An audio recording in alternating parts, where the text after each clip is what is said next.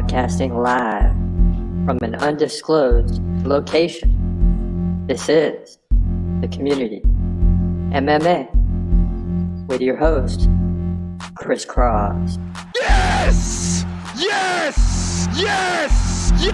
Yes! This guy's stock is rising fast. Christopher, then you know what? Then maybe that you got a problem because Oh my God, bro. you got a problem because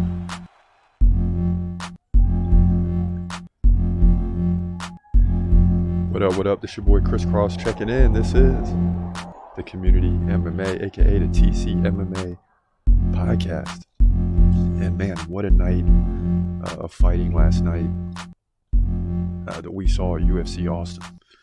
Now, before we even get this thing kicked off, let me just say, last night, I had a major decision to make. Major. Because we had set up to go live last night for UFC Austin. Everything was worked on. Everything was ready to go. You know, you're putting in some time, setting up clips and all these other things. And then my team, Florida State's playing at 8, right in the, right as the final 4 fights are going on. And of course, I know this ahead of time. And the boys are 12-0. We're playing with a third-string quarterback. And so, major conflict. And I had to decide to watch the Florida State game as much as possible. So I was like, I can't do this live things. I'm going to be watching Florida State too. So we saved it. We saved it. But instead, we did get some clips last night. We were kind of going back and forth between UFC and Florida State football. And it was like one home run after another, if you catch my drift. It was just like one thing after another. You got big defensive plays, and I'm flipping it over, and someone's getting KO'd, and I'm flipping it back, and you got an interception, then I'm flipping it back, and Jalin Turner's doing his thing. And it's just, it was back and forth last night, just nonstop. Got both of the game and UFC up on the split screen on the TV. It was wild. But glad we got through it. Florida State won. So I'm a little bit more calm today. And, in terms of the picks last night for UFC Austin, we kind of had a 50-50 night. But let's just jump right into it first. You had 2 amazing finishes last night that finished in the same way, and you rarely see this. Check this out. This is Cody Brundage early in the prelims. Brundage on top now, but in a stand-up position. And Reese still on his back. Ooh. He tries to get the up kick. That misses. So this is 1:10 gone right now. And these fights have been action-packed as soon as the bell rings. Every time.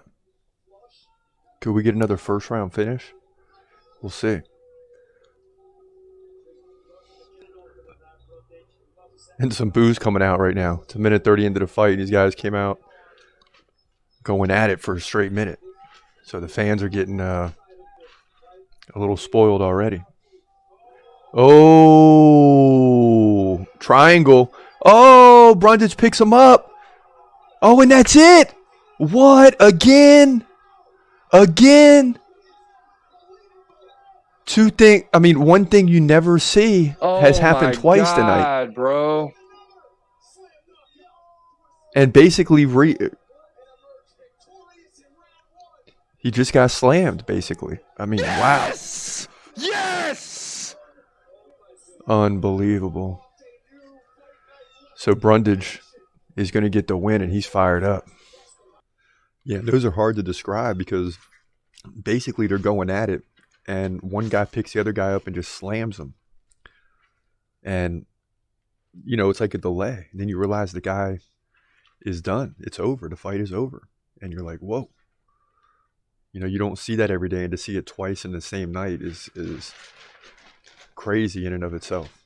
It's just crazy to see it twice in one night where 2 guys are picked up, dropped, and the fight is immediately over. So, and you had finishes all night up and down the board, submissions, KOs, all that. And as you get into the main card, you get Sean Brady versus Kelvin Gastelum. What a fight this was. Sean Brady looking for the finish now. Gastelum on his back, continue trying to work out of it, as he done throughout the night. But how much more can you take?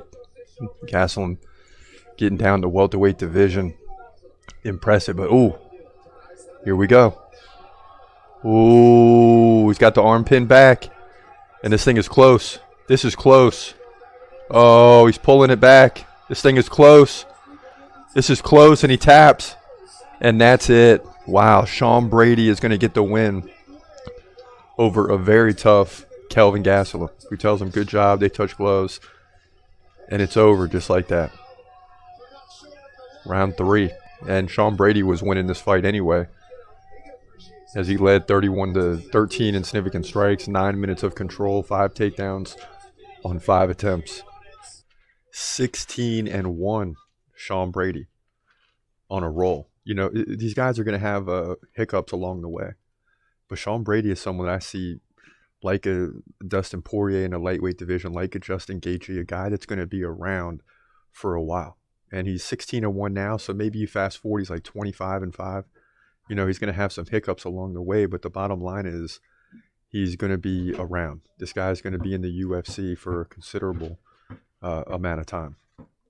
Now, as we keep it moving, the main event and co-main event last night was just what it was all about. And this is why I had a dilemma flipping it back and forth. Well, not back and forth, but you got the Florida State game up, right? I'm peeking in the Michigan score as well. That ends up being a shutout. And then I got UFC on the other screen, and things are happening in real time at the same time. And flip back over and caught this one just in time. But Jalin Turner, as you already know, if you don't know, I mean, there's a big finish by Jalin Turner. You're going to hear it in a second. But it was the length of time that it took the ref to stop the fight, which is what everyone's talking about today. Nice leg kick by Jalin Turner as he continues to apply the pressure. Yeah, Bobby Green talking, saying, what's up? Telling you, man, Jalin Turner, he's got the reach going with the leg kicks, and he's keeping Bobby Green right in the window that he wants to be in. And when Bobby comes in, he's taking some punches. 2:40 left, round 1. Now Bobby Green trying with the leg kicks. Bobby Green always leans that head forward, but that's his style. Hands down. And Jalen's got that reach, though, man. 225, big right. Oh, Bobby's in trouble, takes another right. Jalin Turner's on top, pounded away. Let's go. Let's go. Stop it, ref. Stop it, ref. Oh, he's done, dude. Wow. Jalin Turner, baby. No split decision needed this time. Wow. Wow. And they let that go for a while. That's going to be one of those things people were talking about.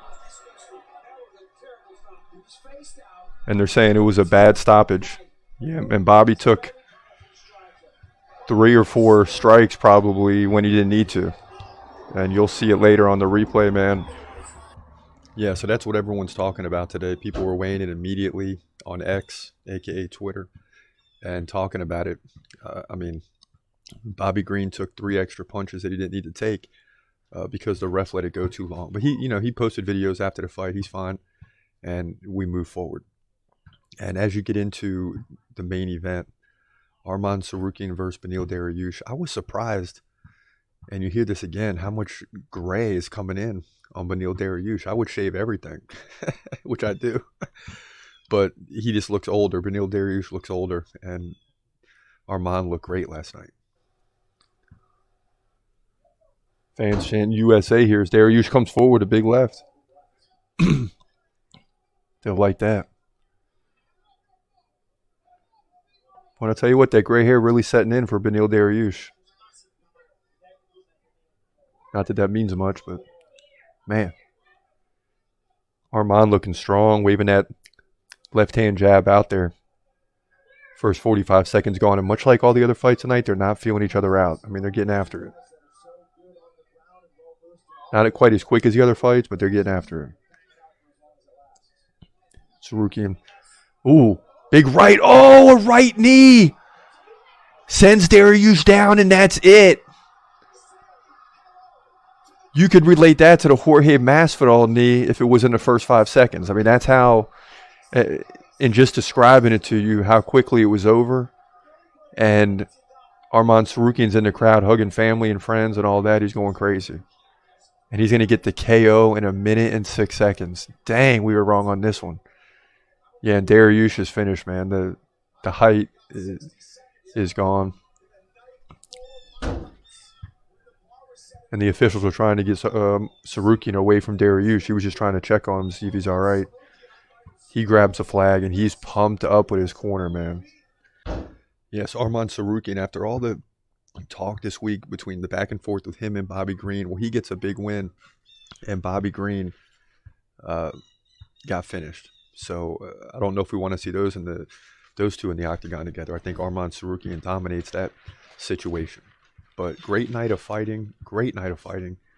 And as always, we got to get into how the picks played out last night. And it wasn't terrible, but it wasn't great. 6-6 on the night. We came out, lost Jamie Lynn Hort, then got Jared Gooden. Then lost Ehor, but got Trakar. Then lost Zachary Reese, but got Misha Tate. So now we get into the main card. Things start bad. Soriano goes down. Clay Guida goes down. But then we get 3 in a row with Sean Brady, Figueiredo, which was a big win over Rob Font by decision, and Jalin Turner. And then we got a chance to go 7-5, but Beneil Dariush didn't last long at all. And we're 6-6. We take the L on the main event, but we still have 2 times as many wins as losses. If we can just get one of the last 2 here. We got Colby, and we haven't done the prediction for this main event this week. And those are the last 2. We got to get 1 of 2 to be over 2 out of 3 or 66%, or 2 more wins and losses is what it comes down to. So just great year on the picks. 306, 174, and 6 overall. And as we always say, we'll take that all day, every day. So, that's kind of how it turned out last night. Good night for the picks. Good night. We'll take it. So, as we keep it moving in the show, you had Dariush go down. Then I flip back to the Florida State game. I'm losing my voice. It's crazy. Again, they're with their third string quarterback. So, as a fan, we're 12-0. And the UFC's over. It's 3-0 at half. Florida State's defense is pitching a shutout, which is what they have to do to win this game. And they end up winning 16-6 and just elated. Just a great night last night in terms of sports. And very thankful for the boys to get that win. Glad to see Jalin Turner win. To me, that's a big-time guy, man. A big-time guy. So Jalin Turner winning, Florida State football winning. Overall, all in all, I guess you could say, a great night. Now, as we kick it into high gear, this is the Q&A. This is where people talk trash. This is where we get into different topics. So let's go. At Brian Bassford said, dude is 6'3" and weighs 155 pounds. Talking about Jalin Turner. This is absolutely crazy, man. There's got to be a limit to how much weight you can cut. But the thing is he always looks strong still, and he has that reach, and it paid off last night. Khamzat Chimaev beats everybody. One person weighs in and says, yes, Khamzat beats everybody. So you are getting people that agree with me on that. And we'll take it. Plymouth Rock says Leon all day. But more than that, how has this guy even got a shot? Been banned for PEDs, but kept quiet because he came to a deal not to go to court with Street Judas. Yeah, I mean, listen, all I know is Colby Covington does look confident, and he feels like he's going to win this fight, and that's how you have to come into this situation. All the talking means nothing when the fight starts.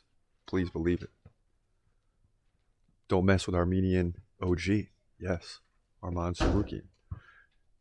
Someone weighs back, and they go back and forth here. Your boy Tsarukyan is only tough when he has his boys. I don't know. He looked tough without his boys in the Beneil Dariush fight later.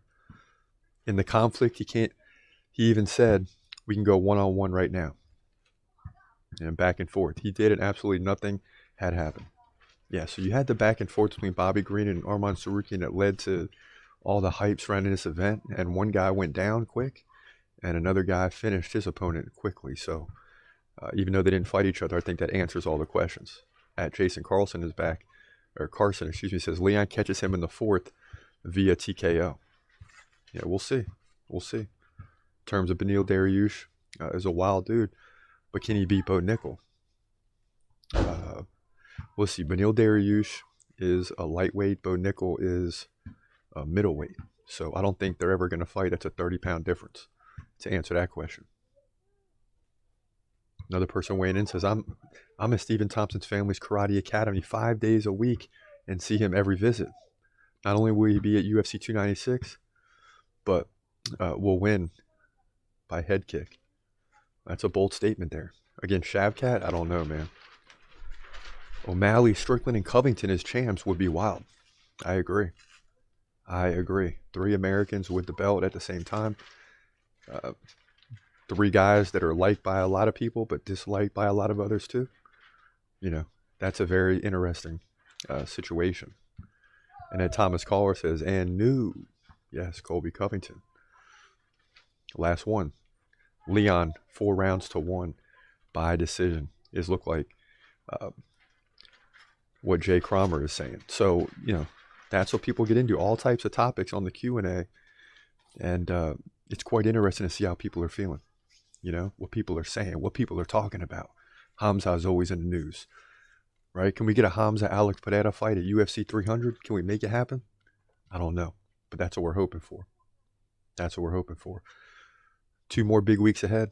We got this Saturday night, and then UFC 296 the following week, and then you get a month off for the holidays. Well, maybe not quite a month. I'm sure there's some fight nights before UFC 297, but you definitely get a few weeks off, and we'll take it. But listen, exciting week just passed. Another one on the way, and we'll leave it at that. For now, this is your boy Chris Cross. Hope you have a great day, and God bless, as always.